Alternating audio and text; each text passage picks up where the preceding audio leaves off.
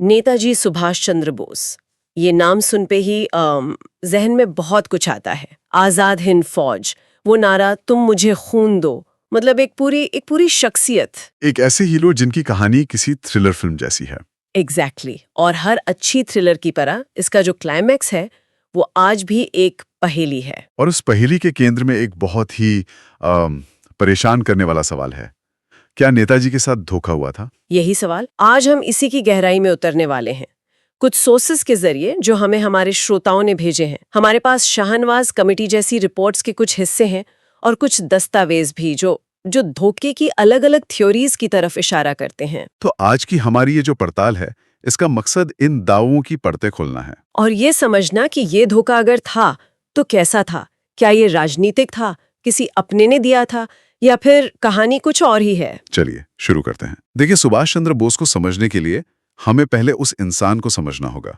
वो सिर्फ एक स्वतंत्रता सेनानी नहीं थे। नहीं, बिल्कुल नहीं। वो एक रेवोल्यूशनरी नेशनलिस्ट थे। उनका रास्ता गांधी जी के अहिंसक आंदोलन से काफी अलग था। हाँ, वो 1938 में कांग्रेस के अध्यक्ष बने, पर गांधी जी के साथ उनके आइडियोलॉजिकल डिफरेंसेस इतने ज्यादा थे कि उन्हें इस्तीफा देना पड़ा। और ये छोटी मोटी बात नहीं थी। ये आजादी की लड़ाई की दिशा को लेकर एक बुनियादी मतभेद था। और इसी मतभेद ने उन्हें उस रास्ते पर धकेला जो शायद उनका सबसे साहसी और सबसे विवादास्पद फैसला था। एक्सेस पावर्स के साथ हाथ मिलाना। हाँ, जर्मनी और जापान। हाँ। ये सोचना कि दुश्मन का दुश्मन दोस्त होता है। और इसी से बनी इंडियन नेशनल आर्मी यानी INA। और ये उस वक्त की जो मेन स्ट्रीम पॉलिटिक्स थी, उसके लिए एक बहुत बड़ा झटका था। और फिर जब कहानी अपने अंजाम पर पहुंचने वाली थी, सब कुछ जैसे धुंध में खो गया। ऑफिशियल कहानी क्या है? ऑफिशियल कहानी कहती है कि 18 अगस्त 1945 को ताइवान, जिसे तब फॉर्मोसा कहते थे, वहां एक प्लेन क्रैश में उनकी मृत्यु हो गई। पर कहानी यहाँ खत्म नहीं होती। असल में यहीं से तो असली कहानी शुरू होती है। बिल्कुल, क्योंकि इस ऑफिशियल कहानी पर यकीन शायद ही किसी ने पूरी तरह किया हो। और इसकी वजह भी थी। आजाद भारत में 3 कमीशन बिठाए गए। शाहनवाज कमेटी, खोसला कमीशन और फिर 2005 में जस्टिस मुखर्जी कमीशन। और नतीजा क्या निकला? सबने अलग अलग बातें कहीं। यही तो इस पूरे रहस्य की जड़ है। मैं आपको एक छोटा सा उदाहरण देता हूं जो सोर्सेज में साफ है। शाहनवाज कमेटी ने कहा, हाँ, प्लेन क्रैश हुआ था। अच्छा। लेकिन जब सालों बाद जस्टिस मुखर्जी कमीशन ने जांच की तो उन्होंने सीधे ताइवान की सरकार से पूछा। और क्या जवाब मिला? ताइवान सरकार ने लिखित में जवाब दिया कि 18 अगस्त 1945 को उनके रिकॉर्ड्स में उस इलाके में कोई प्लेन क्रैश हुआ ही नहीं था। व्हाट? मतलब कोई रिकॉर्ड ही नहीं? कोई रिकॉर्ड नहीं। अब सोचिए, एक सरकारी कमीशन कह रहा है क्रैश हुआ, दूसरा कह रहा है क्रैश हुआ ही नहीं। ये वो दरार है जिसमें से सारी कंस्पिरेसी थ्योरीज निकलती हैं। और जब ऑफिशियल स्टोरी में इतना बड़ा छेद हो तो लोग अपनी थ्योरीज तो बनाएंगे ही कि शायद वो सोवियत संघ की कैद में थे, या कहीं भेष बदल कर रह रहे थे, या फिर उन्हें जानबूझकर रास्ते से हटाया गया। और यहीं से धोखे की कहानी शुरू होती है। एग्जैक्टली। और सबसे पहली उंगली उठती है राजनीति की तरफ। और उसमें भी सबसे बड़ा नाम आता है भारत के पहले प्रधानमंत्री जवाहरलाल नेहरू का। हाँ, बोस के परिवार वाले और उनके समर्थक आज भी ये मानते हैं कि नेहरू ने बोस के साथ ठीक नहीं किया। सोर्सेज में शाहनवाज कमेटी की फाइलों का जिक्र है, जहां गवाहों ने ये तक कहा कि नेहरू सार्वजनिक मंचों से बोस की आलोचना करते थे। उनके एक्सेस पावर से मदद लेने के फैसले की आलोचना। और इसे सिर्फ एक राजनीतिक बयान नहीं देखा गया, इसे बोस के मिशन को कमजोर करने की कोशिश की तरह देखा गया। और INA का मुद्दा तो और भी बड़ा है। आजादी के बाद INA के सैनिकों को उन्हें भारतीय सेना में शामिल नहीं किया गया। उन्हें वो सम्मान तक नहीं मिला जिसके वो हकदार थे। यहाँ तक कि INA के करोड़ों के खजाने की बात भी आती है जो गायब हो गया, और उन शिकायतों पर कुछ नहीं हुआ। ये बातें समर्थकों के दिल में घाव की तरह हैं। पर क्या ये एक पर्सनल बिट्रेयल था? मतलब क्या नेहरू और बोस में कोई व्यक्तिगत दुश्मनी थी? देखिए, अगर हम बड़ी तस्वीर देखें तो नेहरू के समर्थक कहते हैं कि ये पर्सनल था ही नहीं। उनके लिए सिद्धांतों की लड़ाई थी। सिद्धांतों की? हाँ, नेहरू और गांधी का मानना था कि फासीवादी ताकतों, मतलब हिटलर और मुसोलिनी जैसे लोगों के साथ मिलकर आज़ादी लेना, ये भारत के नैतिक चरित्र पर एक दाग लगा देगा। वो आज़ादी चाहते थे, पर किसी भी कीमत पर नहीं। ये तो एक हाई लेवल आइडियोलॉजिकल बात हो गई। पर एक आम INA सैनिक के नजरिए से सोचे, जिसे नौकरी नहीं मिली, पेंशन नहीं मिली, उसके लिए तो ये धोखा ही हुआ ना। ये बहुत जरूरी पॉइंट है। उसके लिए ये थ्योरी की बातें नहीं थी, ये उसकी जिंदगी की हकीकत थी, और शायद इसीलिए ये बहस आज तक जिंदा है। नेहरू के अलावा गांधी जी के साथ भी उनके मतभेद तो जगजाहिर थे। गांधी जी के साथ जो टकराव था वो विश्वासघात नहीं, बल्कि दो दर्शनों का टकराव था, अहिंसा बनाम सैन्य संघर्ष। एक कहता था आजादी लेकर रहेंगे, दूसरा कहता था छीन कर लेंगे। बिल्कुल, गांधी जी के लिए साधन भी उतने ही पवित्र होने चाहिए थे जितनी मंजिल, जबकि बोस ज्यादा प्रैग्मेटिक थे, यथार्थवादी थे। और उस समय के राजनीतिक पटल पर और भी तो खिलाड़ी थे। सोर्सेज में सावरकर और हिंदू महासभा का भी जिक्र है। हाँ, ये कहानी की एक और जटिल परत है। कुछ सोर्सेज ये तर्क देते हैं कि एक तरफ जब बोस अंग्रेजों से लड़ने के लिए विदेश में सेना बना रहे थे, तब भारत के अंदर वीर सावरकर और हिंदू महासभा भारतीय युवाओं को ब्रिटिश सेना में भर्ती होने के लिए प्रोत्साहित कर रहे थे। हाँ, ये तो बिल्कुल उल्टा लगता है। उनकी अपनी एक रणनीति थी।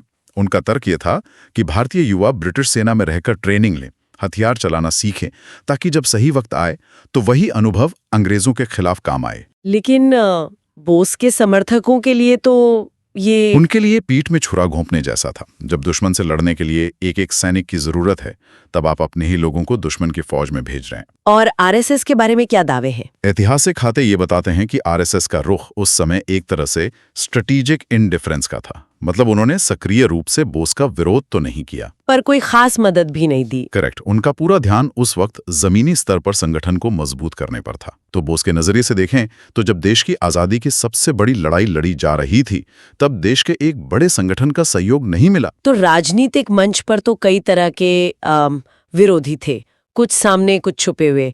लेकिन एक और ज्यादा खतरनाक धोखे की तरफ भी सोर्सेज इशारा करते हैं। हाँ, वो धोखा जो दोस्त बनकर साफ चल रहा था। अब हम राजनीति से निकलकर जासूसी की धुंधली दुनिया में जा रहे हैं। बिल्कुल, और यहाँ एक नाम बार बार सामने आता है, भगत राम तलवार। कोड नेम था सिल्वर। सिल्वर सुनने में ही किसी जासूसी नॉवेल का किरदार लगता है। किरदार नहीं, हकीकत था, और शायद बोस की जिंदगी का सबसे बड़ा धोखा भी। 1941 में जब बोस कलकत्ता में नजरबंदी से भागे, तो यही शख्स था जो उन्हें काबुल के रास्ते जर्मनी ले गया था। हाँ, एक पठान का भेष धरकर। बोस उस पर अपनी जान से ज्यादा भरोसा करते थे। और असल में वो एक डबल एजेंट था, नहीं, एक ट्रिपल एजेंट। Triple agent. वो एक ही समय पर इटली, जर्मनी, ब्रिटेन और सोवियत संघ चारों के लिए काम कर रहा था। चारों के लिए? हाँ। अब आप उस स्थिति की कल्पना कीजिए। बोस अपना हर राज, हर अगला कदम, हर कांटेक्ट उस इंसान को बता रहे हैं जो उनकी हर एक जानकारी पल पल में उनके दुश्मनों तक पहुंचा रहा था। मतलब बोस का पूरा एस्केप प्लान एक खुली किताब की तरह था। बिल्कुल, जिसे उनके दुश्मन पढ़ रहे थे। ये दिखाता है कि बोस सिर्फ एक राजनीतिक लड़ाई नहीं लड़ रहे थे, वो एक इंटेलिजेंस वॉर के बीचों बीच थे, और शायद उन्हें इसका अंदाजा भी नहीं था। ये तो कल्पना से भी परे है।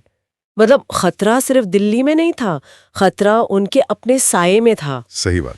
और ये उनकी रणनीति की एक कमजोरी को भी दिखाता है। जब आप विदेशी शक्तियों और उनकी खुफिया एजेंसियों पर इतना डिपेंड हो जाते हैं, तो आप खुद को ऐसे खतरों के सामने खुला छोड़ देते हैं। आप कभी जान ही नहीं सकते कि कौन किसके लिए काम कर रहा है। तलवार जैसे लोग किसी देश या विचारधारा के वफादार नहीं होते, वो सिर्फ अपने फायदे के वफादार होते। तो इन सब का मतलब क्या निकलता है? राजनीतिक मतभेद, जासूसी का ये जाल, इतने साल बाद भी हम इस पर बात क्यों कर रहे हैं? ये रहस्य आज भी इतना जिंदा क्यों है? मुझे लगता है इसके 3 मुख्य कारण हैं। पहला तो खुद नेताजी की शख्सियत। उनकी एक लार्जर देन लाइफ पर्सनैलिटी थी। एक हीरो जो अचानक गायब हो जाए, उसकी कहानी कभी मरती नहीं है, वो एक लोक कथा बन जाती है।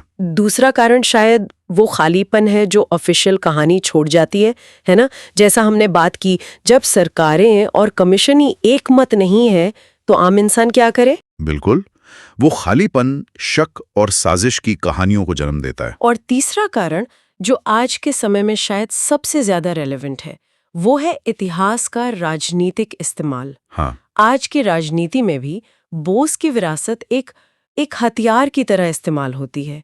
कोई उन्हें अपनी राष्ट्रीय साख के लिए इस्तेमाल करता है, तो कोई नेहरू जैसे प्रतिद्वंदियों पर निशाना साधने के लिए। बोस सिर्फ इतिहास नहीं है, वो आज भी राजनीतिक अखाड़े में जिंदा है। मतलब ये सवाल सिर्फ इतिहास का नहीं, हमारी राष्ट्रीय पहचान और हमारी यादों से भी जुड़ा है। बिल्कुल। एक बात जो इन सोर्सेस को पढ़ते हुए मुझे बार बार महसूस हुई, वो ये कि बाकी स्वतंत्रता सेनानियों के बारे में हम जानते हैं, गांधी जी, पटेल, नेहरू।